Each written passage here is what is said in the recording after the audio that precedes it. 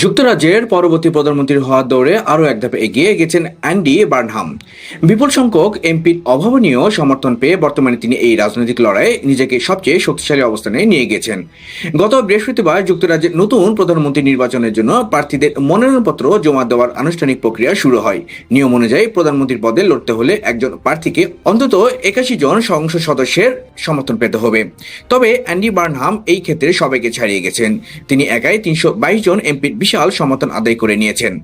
এত বিপুল সংখ্যক এমপির সমর্থন পাওয়ার পর বার্নহামের পরবর্তী প্রধানমন্ত্রী হওয়ার বিষয়টি এখন অনেকটাই নিশ্চিত বলে মনে করা হচ্ছে।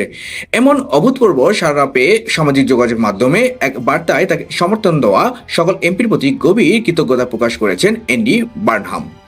সবকিছু ঠিক থাকলে খুব শীঘ্রই নতুন নেতা পেতে যাচ্ছেন ব্রিটেন। রাজনৈতিক মহলে ধারণা করা হচ্ছে আগামী 20 জুলাই যুক্তরাজ্যের বর্তমান রাজা তৃতীয় চার্লসের সাথে সাক্ষাৎ করবেন তিনি। এরপরই যুক্তরাজ্যের নতুন প্রধানমন্ত্রী হিসেবে আনুষ্ঠানিকভাবে শপথ নিতে পারেন তিনি।